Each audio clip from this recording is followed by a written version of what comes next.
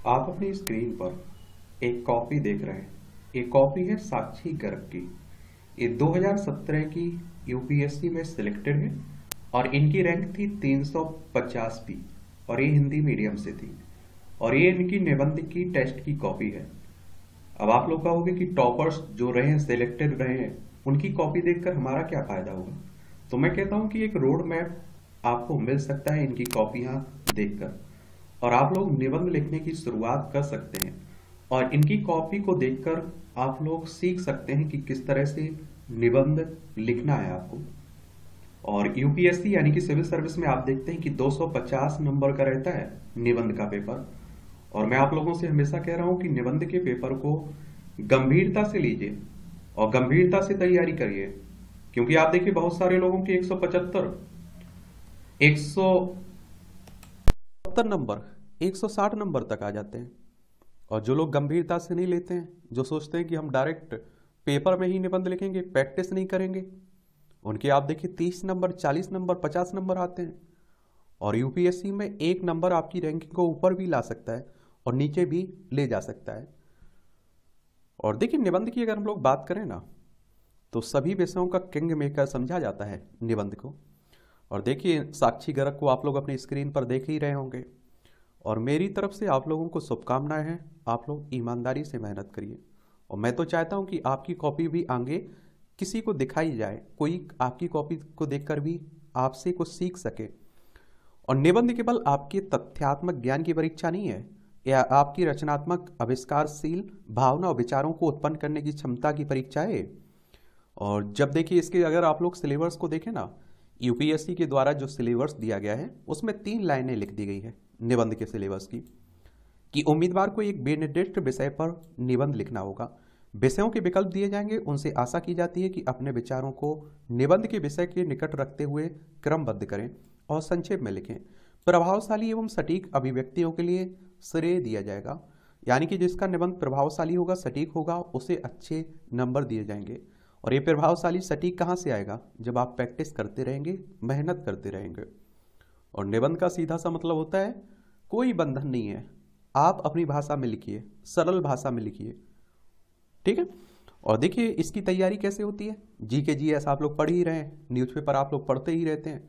कहीं आपको कोई पैराग्राफ मिल रहा है, कोई शक्तिशाली वाक्य मिल रहा है, या कोई 6 लाइनें मिल रही हैं, तो उन लाइनों को नोट कर लिया करिएगा।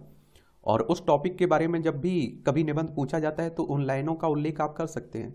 और जिस व्यक्ति ने वो लाइनें कही हो उस व्यक्ति का उल्लेख भी आप कर सकते हैं। और निबंध जब भी आप लोग लिख रहे हैं, जो भी विषय आप लोग चुन रहे हैं, तो उसी पर केंद्रित रहना है, उससे भटक नहीं जाना है, ठीक है। और बैलेंस बनाकर निबंध लिखना है, पैराग्राफ में लिखना है निबंध, ये भी याद रखिएगा। और जो इंटरव्यू रहती है ना, ये 5 से 7% में ख़त्म हो जाने चाहिए। फिर आपकी मेन जो बॉडी रहती है वो आपकी 80, 86, 90% में हो जानी चाहिए। और 5 से 7% में आपका निष्कर्ष, जो कंक्लूजन रहता है ना, कंक्लूडिंग, तो उसे हो जाना चाहिए। तो इस तरह से आपको ध्यान रखना है। चलिए तो इनकी कॉपी को हम लोग देख लेते हैं। 3 घंटे का समय मिलता है, आपको मालूम होगा, निबंध लिखने के लिए 2 निबंध लिखने होते हैं। यहाँ जो अनुदेश दिए रहते हैं ये भी पढ़ लिया करिएगा। जो आपका माध्यम है उसी में लिखेंगे ना आप लोग निबंध। अगर हिंदी मीडियम है तो हिंदी में ही निबंध आप लोग लिखेंगे। और जो शब्द संख्या दी गई है उसका भी आपको ध्यान रखना चाहिए। कोई पेज खाली रहता है तो इस तरह से उसे काट सकते हैं। यहाँ देखिए आप लोग, खंड ए और खंड बी में प्रत्येक में से एक एक चुनकर 2 निबंध लिखना है। प्रत्येक लगभग आप देखें कि 1000 से 1200 शब्दों में लिखना होगा आपको, यानी कि 125-25 के 2 निबंध लिखना होगा नंबर की। इस तरह से 250 नंबर हो जाएंगे, 250 नंबर हो जाएंगे। ये आप देखिए खंड ए दिया गया, सेक्शन ए दिया गया। इसमें आपको 4 टॉपिक दिए गए हैं। इन पर आप लोगों को पहले पढ़ना है ध्यानपूर्वक। और जो आपको पसंद हो टॉपिक, जिस पर आप 1000 से 1200 शब्द लिख सकते हैं, उस टॉपिक को आपको चुनना है। पहला टॉपिक कह रहा है यदि धन दूसरों की भलाई के लिए प्रयुक्त होता है तो इसका कोई मूल्य है, अगर नहीं तो यह केवल बुराइयों का ढेर है और इससे जितनी जल्दी छुटकारा पाया जाए उतना बेहतर है। दूसरा सब्जेक्ट क्या कह रहा है? दोहरा तुलन पत्र संरक्षण की बात हो रही है। तीसरा कह रहा है जलवायु परिवर्तन प्रत्येक कदम आगे की ओर नहीं है। और चौथा विषय कह रहा है कि प्रतीक्षा ना करें, समुचित समय कभी नहीं आएगा। अब आप देखिए इन्होंने कौन सा टॉपिक चुना हुआ है, इन चार में से एक आपको चुनना है ना, तो इन्होंने तीसरा टॉपिक चुना हुआ है जलवायु परिवर्तन, प्रत्येक कदम आगे की ओर नहीं है। तो आज आप देखते हैं कि वैश्विक स्तर पर तेजी से विकास करने की होड़ लगी हुई है और विकसित, विकासशील, अल्प विकसित सभी देश विकास की दौड़ में जीतने को आतुर हैं। इस परिप्रेक्ष्य में बड़ी बड़ी इमारतें, कल कारखाने, सड़कें, अवसंरचनात्मक संरचनाएं बनाई जा रही हैं और इसी का एक उदाहरण उत्तराखंड राज्य में देखा जा सकता है। उत्तराखंड में आप देखिए 15 से 20 वर्षों के भीतर अपार तेजी से विकास किया गया है और आप देखिए सैकड़ों होटल, घर आप देखेंगे, पर्वतों को काटते हुए ऊंची ऊंची सड़कें आदि निर्मित की गई और जिससे न सिर्फ राज्य के सकल घरेलू उत्पाद में लाभ हुआ है परंतु बड़ी संख्या में रोजगार भी प्राप्त हुआ है। परंतु 2014 में बादल फटने की घटना के बाद परिदृश्य बिल्कुल विपरीत प्रतीत होता है। विकास पर गौर करने वाला क्षेत्र आज कब्रिस्तान जैसा प्रतीत होता है। आई आपदा ने संपूर्ण अवसंरचनात्मक विकास को धराशायी कर दिया, साथ ही व्यापक पैमाने पर जान माल की हानि हुई है। इस तरह से आप देखिए किसी राज्य में आपदा आई हुई है तो उसका भी आप उल्लेख कर सकते हैं उदाहरण के रूप में, समझ रहे हैं आप लोग। और देखिए आरंभ सराहनीय है, जो इसीलिए तो कहता हूं कि आप लोग टेस्ट देते रहा करिए, कॉपी चेक करवाते रहा करिएगा।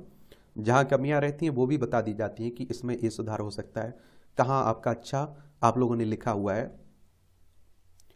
विश्व बैंक के अनुसार इस तरह की भीषण आपदाएं विकास प्रतिमानों को 10 वर्ष पीछे कर देती हैं। उपयुक्त प्रकरण के बाद प्रश्न उठता है कि क्या प्रत्येक कदम आगे की ओर है? तो उपयुक्त कथन का उत्तर देने हेतु जलवायु परिवर्तन के परिभाषा कार्डों पर पर्याप्त विश्लेषण करना होगा, परंतु सामान्य तापक्रम में जब निर्धारित सीमा से अधिकता या कमी हो जाती है तो यह प्रक्रिया जलवायु परिवर्तन कहलाती है। और इस समय आप लोग देख रहे हैं कि दुनिया जलवायु परिवर्तन से प्रभावित है। दुनिया भर में आप देखिए जलवायु परिवर्तन पर चर्चाएं भी हो रही हैं। ये तापक्रम आप देखिए, जलवायु परिवर्तन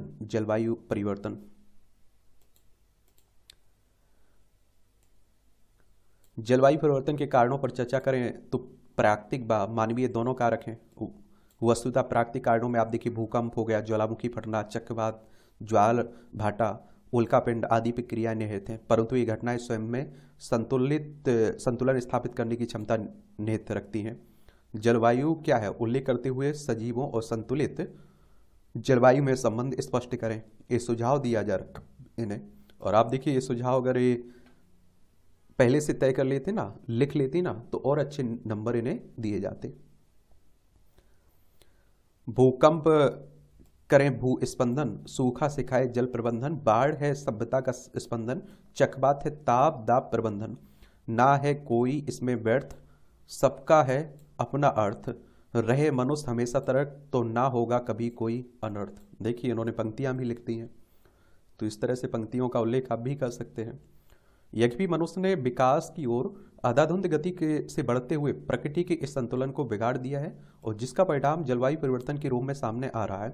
वस्तुतः जलवायु परिवर्तन में मनुष्य के दशकों में पूरे हुए विकास कार्यों को मिनटों में धराशायी करने की क्षमता होती है। उदाहरण स्वरूप आप देखिए मनुष्य तेजी से पर्वत काटकर रास्ते बनाया जा रहा है, नदियों का मार्ग रोककर बांध बनाया जा रहा है और घर दुकानों का निर्माण नदियों के हृदय पर कर तेजी से सकल घरेलू उत्पाद व प्रति व्यक्ति उत्पाद में संख्यात्मक वृद्धि हासिल की जा रही है और वन का कटाव कर ऊंची ऊंची इमारतों का निर्माण किया जा रहा है, कल कारखाने बनाए जा रहे हैं।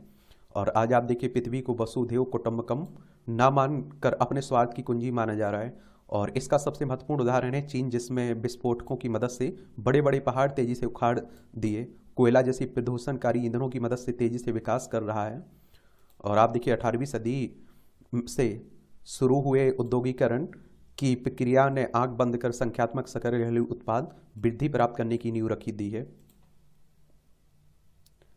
और मानव का गजब विकास, ना विवेक ना तर्क है पास, भौतिकता का मोह पास, नैतिकता का घोर नाश, प्रकृति को बस समझने लाश और प्रकृति को बस समझे लाश। और इसके परिणाम हमें अंतर्राष्ट्रीय, राष्ट्रीय, क्षेत्रीय और स्थानीय हर स्तर पर देखने को मिलते हैं। तेजी से बर्फीले ग्लेशियर पिघल रहे हैं, पुनः हिमयुग का आगमन हो रहा है और स्कैंडिनेविया देशों में दूसरी ओर आप देखिए द्वीपीय राष्ट्र बढ़ते समुद्री जल स्तर के कारण डूबते जा रहे हैं और अल नीनो जैसी आपदाओं का क्रम तीव्र होता जा रहा है। यहाँ आप देखिए इसके स्कैंडिनेवियाई देशों का ये मैप बना दिया इन्होंने। और राष्ट्रीय स्तर पर राजस्थान जैसे देश में बाढ़ आ रही है। राष्ट्रीय स्तर पर आप देखिए राजस्थान जैसे राज्य में बाढ़ आ रही है। तो चेरापूंजी जैसे क्षेत्र में सूखा पड़ रहा है। देश का स्वर्ग कहलाने वाला जम्मू कश्मीर बाढ़ के प्रकोप में डूबता जा रहा है। दूसरी ओर आप देखिए हिमालय का सरकना उत्तरी भारत के विनाश का सूचक प्रतीत हो रहा है। पर्वतों को चीरता समाज, नदियों को छोड़ता साज, बनों की कौंती आबाद, परिंदों को मारता आज, स्वार्थ की आपदा का यही राज। ये पंक्तियां इन्होंने फिर लिख दी। तो इस तरह लिख सकते हैं आप लोग।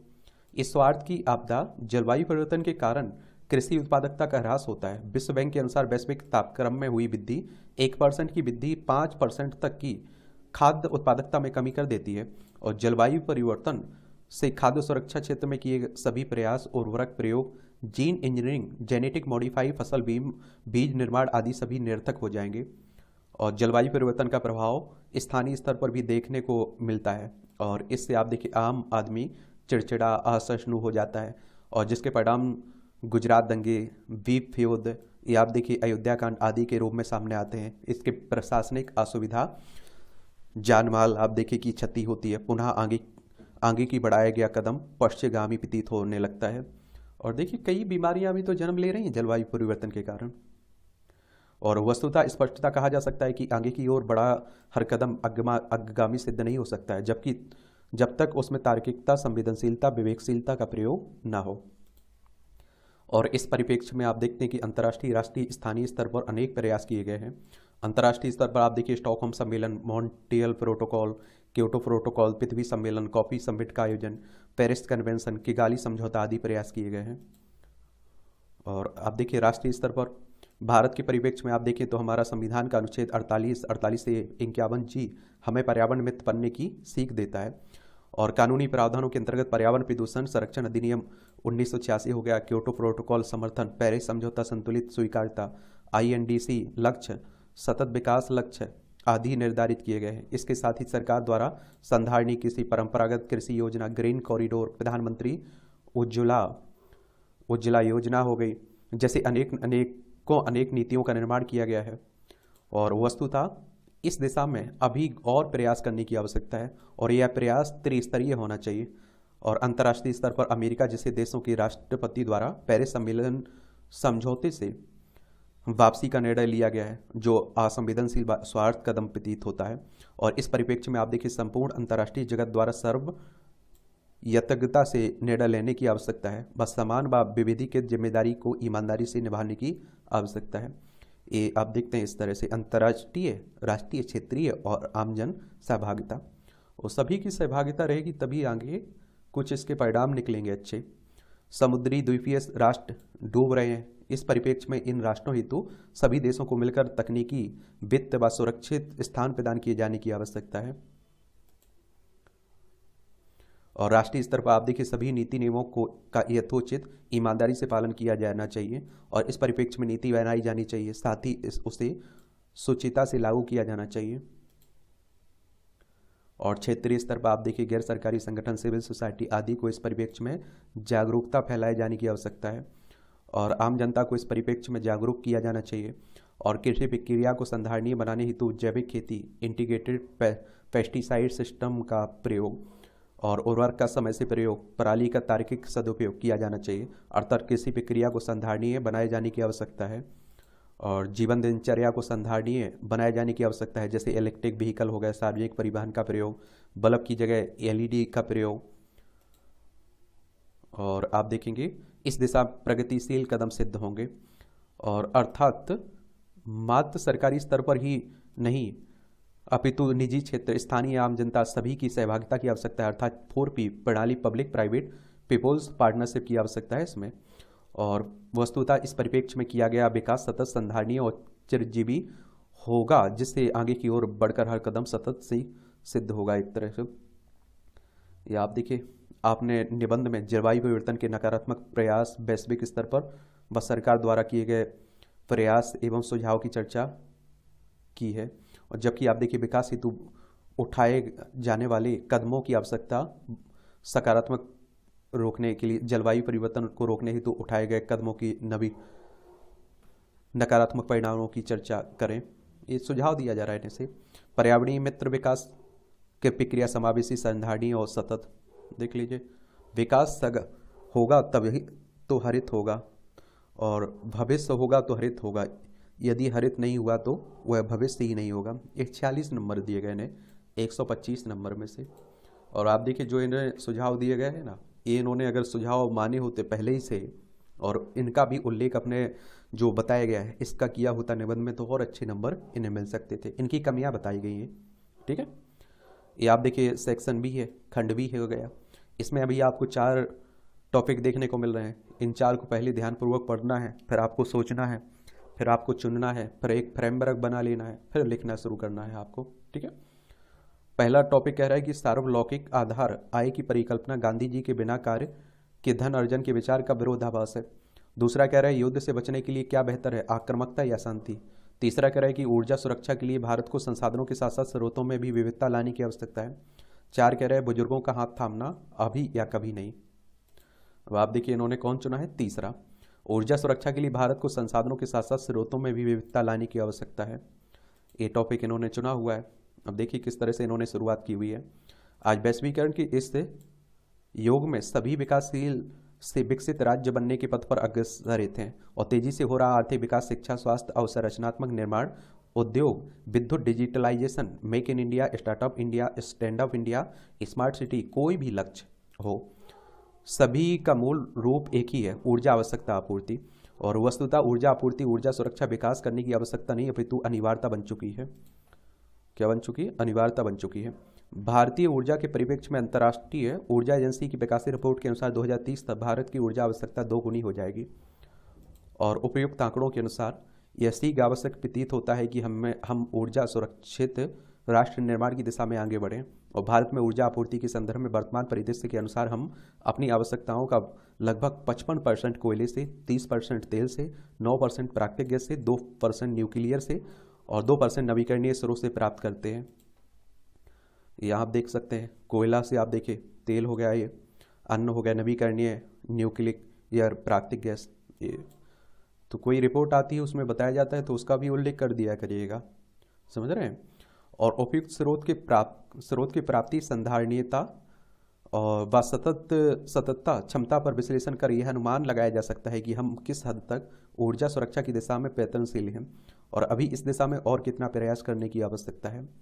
कोयला की बात करें तो हम अधिकांश ऊर्जा आपूर्ति कोयले से ही करते हैं और इस स्रोत में कई चुनौतियां विद्यमान हैं। उदाहरण स्वरूप हमारे देश में व्याप्त कोयला गुणवत्ता के क्रम में ज़्यादा उपयुक्त नहीं है, वह कम सल्फर युक्त है और आप देखते हैं जिस कारण से हमें आयात पर निर्भर होना पड़ता है कोयले के लिए। विद्यमान कोयला प्लांटों में से 1/3 बंद पड़े हैं। जो प्लांट कार्यरत हैं उनमें से भी मात्र 55% ही अपनी क्षमता का पूर्ण उपयोग कर पा रहे हैं। कोयला प्लांट लगाने हेतु सामाजिक लेखांकन व पर्यावरणीय प्रभाव आकलन प्रक्रिया की आवश्यकता होती है, जिससे प्लांट स्थापना प्रक्रिया में अतिरिक्त विलंब होता है। और कोयला प्लांट में आप देखिए 3.8 क्यूबिक प्रति मीट्रिक टन जल का उपयोग होता है, जबकि भारत जैसे देश में 20 करोड़ लोगों को पीने के लिए स्वच्छ जल उपलब्ध नहीं है। कोयला दहन से आप देखिए वायुमंडल में अतिरिक्त सल्फर, कार्बन, परमाकुलेटेड मैटर जमा हो जाता है, जिससे एक ओर वायु प्रदूषण, मृदा प्रदूषण, अम्लीय वर्षा, स्वास्थ्य दुष्प्रभाव होता है। दूसरी ओर आप देखिए भारत अपने INDG लक्ष्यों की प्राप्ति में बाधा उत्पन्न करता है। और उपयुक्त तर्कों के आधार पर कहा जा सकता है कि कोयला हमारे देश के लिए ऊर्जा सुरक्षा की दिशा में संधारणीय कदम नहीं हो सकता है। अब तेल हाइड्रोजन की बात होती है तो अपनी आवश्यकताओं की 30% की आपूर्ति तेल हाइड्रोजन से किए जाने के बावजूद इस दिशा में अनेक चुनौतियां विद्यमान हैं। हम अपनी ज़रूरतों का 80% आयात के माध्यम से पूरा करते हैं। आयात का मतलब होता है हम लोग खरीद रहे हैं किसी और से, निर्यात का मतलब होता है हम कुछ बेच रहे हैं। वैश्विक राजनीतिक अस्थिरता, आतंकवाद उपस्थिति और पाकिस्तान प्रायोजित बाधाएं, ईरान पर अमेरिकी पाबंदियां, तेल का अस्थायी मूल्य आदि पर विचार किया जाए तो इस ऊर्जा के स्रोत की प्राप्ति व संधारणीयता के परिप्रेक्ष्य में भी अनिश्चितताएं विद्यमान है, अतः इसे संधारणीय स्रोत नहीं कहा जा सकता है। फिर आप देखते हैं न्यूक्लियर ऊर्जा की बात होती है तो यह ऊर्जा का साफ सुथरा हरित स्रोत है और इससे भारत में आप देखिए 2% ऊर्जा आवश्यकता की आपूर्ति की जाती है। और इस परिप्रेक्ष्य में देश के कई भागों जैसे तारापुर, नरोरा, मीठी वर्दी, या आप देखिए काकरापार, कोटा, कोडनकुलम आदि जहां न्यूक्लियर पावर प्लांट लगाए गए हैं और अनेक प्लांट प्रस्तावित हैं। यद्यपि न्यूक्लियर ऊर्जा के परिप्रेक्ष्य में भी अनेक चुनौतियां विद्यमान हैं। आवश्यक ईंधन, यूरेनियम हेतु आयात पर निर्भरता, लीकेज व नाभिकीय दुर्घटना का खतरा। उदाहरणतः कोडनकुलम पावर प्लांट में हुआ लीकेज, अति उच्च लागत, अतः आम व्यक्ति की वहनीयता से बाहर। और ऊर्जा की 60% प्रयोग मोटर कारों में की जाती है, वहां नाभिकीय ऊर्जा प्रयोग नहीं की जा सकती है। और देखिए यहां कुछ सुझाव दिए गए हैं। क्या कहा गया है, इसको संक्षेप में लिखें व ज्यादा ध्यान नवीकरणीय और सतत ऊर्जा के स्रोतों पर दें। विषय का मूल आशय वही है। अब ये देखिए, और इस प्रकार स्पष्टता प्रतीत होता है कि हमारी वर्तमान ऊर्जा प्रणाली से आगे बढ़ते हुए हमें ऊर्जा सुरक्षा हेतु संसाधनों के साथ साथ स्रोतों में भी विविधताएं लाने की आवश्यकता है और इस हेतु द्विआयामी रणनीति की आवश्यकता है। एक आप देखिए, ऊर्जा मांग में कमी, संसाधन विविधता, ऊर्जा आपूर्ति में वृद्धि, स्रोत विविधता। और ऊर्जा मांग में कमी ही तो हमें राजनीतिक, आर्थिक, सांस्कृतिक, सामाजिक सभी क्षेत्रों में प्रयास करना होगा। सर्वप्रथम हमें ऊर्जा की सर्वाधिक खपत करने वाले परिवहन क्षेत्र पर विचार करना होगा। इस क्षेत्र में इलेक्ट्रिक वाहनों, मेट्रो, सार्वजनिक परिवहन को बढ़ावा देना चाहिए और कहा जाता है कि वाहनों को नहीं, लोगों को चलाओ। और इस संदर्भ में विशेषज्ञों द्वारा सुझाया जाता है कि भारत में 2 ग्रीनविच रेखा होनी चाहिए, क्योंकि एक ग्रीनविच रेखा होने से पूर्वोत्तर क्षेत्र में सबसे पहले सूर्योदय होता है और सबसे पहले सूर्यास्त, और जिससे कार्य समय कम हो जाता है और अधिकाधिक विद्युत का उपयोग करना पड़ता है। अलग समय रेखा होने से पूर्वोत्तर भारत अधिकाधिक सूर्य रोशनी का प्रयोग कर पाएगा, जिससे ऊर्जा मांग कम होगी।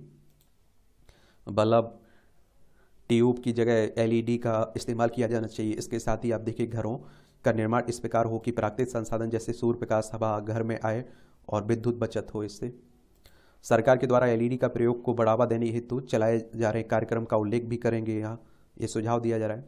सांस्कृतिक त्योहारों आदि के समय अनावश्यक रूप से विद्युत उपयोग किया जाता है और जन सामान्य को चाहिए कि इस परिप्रेक्ष्य में ऊर्जा मितव्ययी संसाधनों का प्रयोग करें।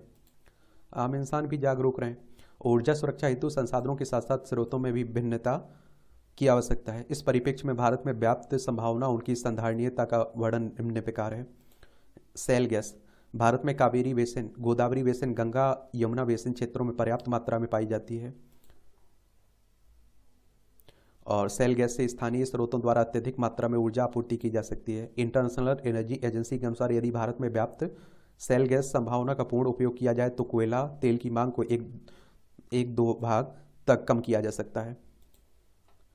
और बायोगैस तो भारत में अति व्यापक स्तर पर पाए जाने वाले गोबर, उपले जैसे पदार्थों से व्यापक स्तर पर बायोगैस आपूर्ति की जा सकती है। भारत में प्रति वर्ष लगभग आप देख 300 मिलियन टन जैव कचरा निष्कासित होता है। आंकड़ों के अनुसार 2030 तक इसकी मात्रा वर्तमान स्तर से आप देखिए 2 भाग यानी कि 2.5 गुना हो जाएगी और अतः इस विशाल जैव कचरे से ऊर्जा बनाई जा सकती है। केस स्टडी एक देख लीजिए यहाँ, तेमोरपुर ओखला म्यूनिसिपल कॉरपोरेशन के द्वारा 1/3 जैव कचरे को ऊर्जा में रूपांतरित कर 6 लाख घरों को विद्युत आपूर्ति की जा रही है, जिसके लिए संयुक्त राष्ट्र संघ की ओर से कार्बन क्रेडिट भी प्रदान किया गया है। इंदौर का उल्लेख कर सकते हैं आप लोग, इसके पर्यावरणीय प्रभाव को लेकर विवाद भी है देखिए, और वस्तुतः इससे ऊर्जा सुरक्षा के साथ साथ पर्यावरण सुरक्षा भी प्राप्त की जा सकती है। पवन ऊर्जा, सौर ऊर्जा स्रोत, तो इस क्षेत्र में अति न्यून ऊर्जा की प्राप्ति होती है। वस्तुतः आप देखिए पवन ऊर्जा के परिप्रेक्ष्य में भूमि समस्या सामने आती है। पवन चक्कियों को सड़क के किनारे पर लगाकर, खेतों की मेड़ों पर लगाकर भूमि समस्या का समाधान किया जा सकता है। दोनों को अलग अलग लिखें। देखिए कहा जा रहा है पवन ऊर्जा और सौर ऊर्जा को। सौर ऊर्जा के परिप्रेक्ष्य में टी आकार में प्लेटों की स्थापना, मूल्य वहनीयता बनाने हेतु नवाचार पर बल, मरम्मत, उपलब्धता आदि की आवश्यकता है। चावल की पराली, भूसी, काई जैसी अन्य स्रोत से भी ऊर्जा प्राप्त की जा सकती है। इन स्रोतों को सस्ते दर पर सुलभता से प्राप्त किया जा सकता है। साथ ही ये ऊर्जा आपूर्ति के साथ साथ भारत को ऊर्जा सुरक्षा की दिशा में भी प्रेरित करेंगे।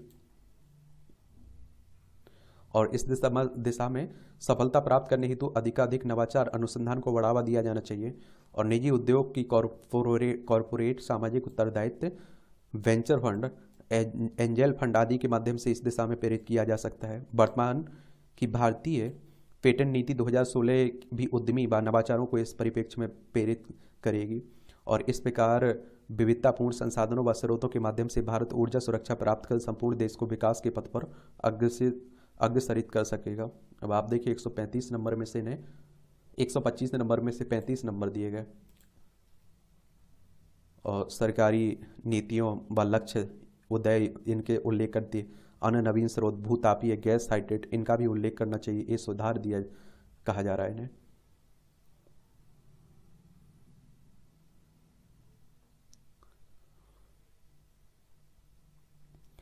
तो 250 नंबर में से आप देखिए इन्हें कितने नंबर दिए गए, 81 नंबर 250 नंबर में से। तो आप लोग भी लिखते रहिए निबंध, प्रैक्टिस करते रहिए और प्रैक्टिस करते करते आपको समझ हो जाएगी, अच्छा निबंध आप लिखना शुरू कर देंगे। अब आपका कोई सवाल हो, सुझाव हो तो मेरे लिए आप लोग बता सकते हैं।